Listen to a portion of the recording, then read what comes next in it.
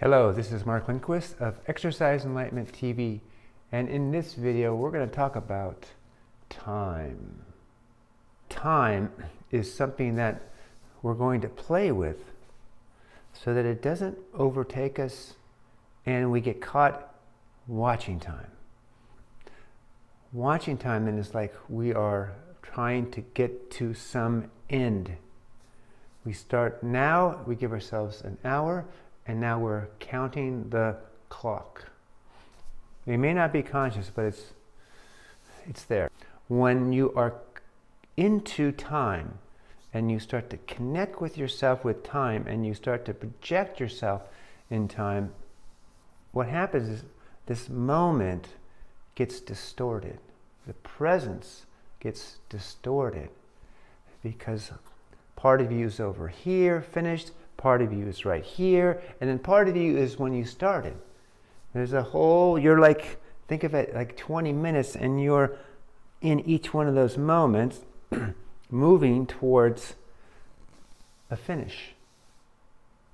And when you are moving towards a finish and are not rooted here, then again, you're splitting your consciousness into multiple places. And when it does that, it loses what's happening now. And kind of what's happening now contains those beginning and end. But if you are chasing those two, like here you are in now, but then you're chasing over here in the future, and you're chasing over here in the past, well, you wouldn't be chasing the past, but you would be realizing you had a past. Then you're just splitting yourself up to a place where you're not really fully present with the thing you're doing.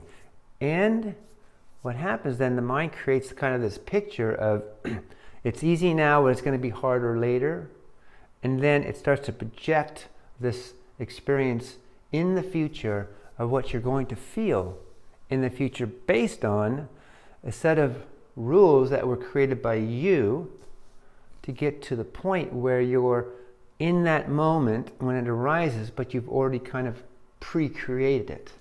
You've created the intensity, you've pre-created your own experience of it, especially if you've done it a few times. Then the more you do it, the more you fine-tune that, and then as that moment arises, it's not new. It's not even present.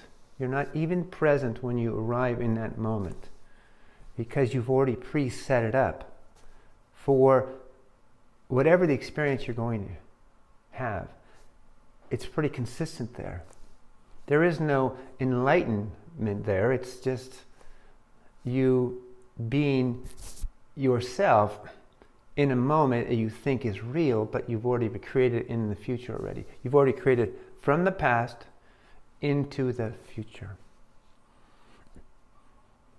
So exercising to enlighten moves from exercise in that way to now to coming back to how do I enlighten myself in this situation? What would be different about the situation? Remember, enlightenment or being enlightened is having a realization that this moment that you kind of think you knew changes.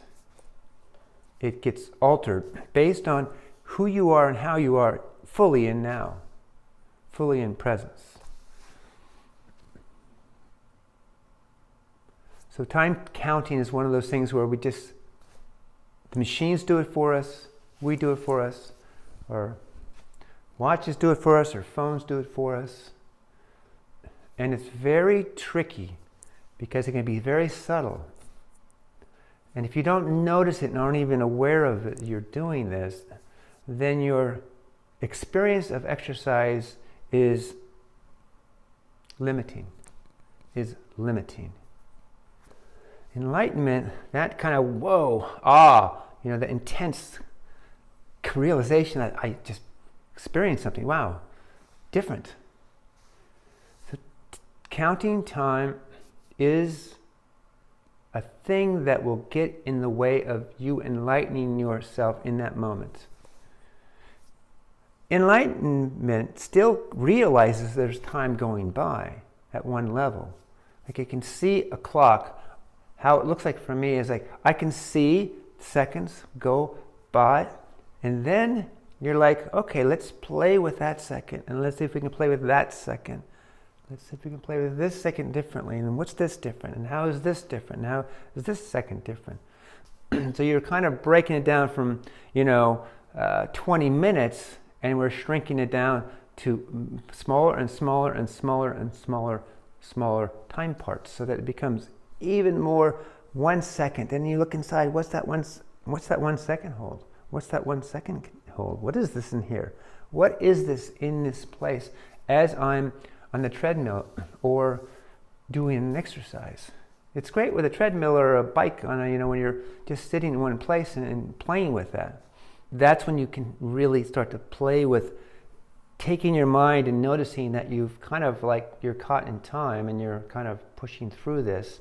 And then you start to compress the time so that you become even more like you start looking at the time. 1 second, 1 second, 1 second, 1 second, 1 second, 1 second. You're just slowing down yourself to catch these moments differently and more pure, not weighed down by you counting time or holding time in a certain way. I would just be aware that that's usually what's happening. That's usually what we're doing without realizing that we're doing it. And if we're realizing we're doing it, then the next step is to start to go into time, to look at, am I moving in different directions? How much am I moving into the past and the future?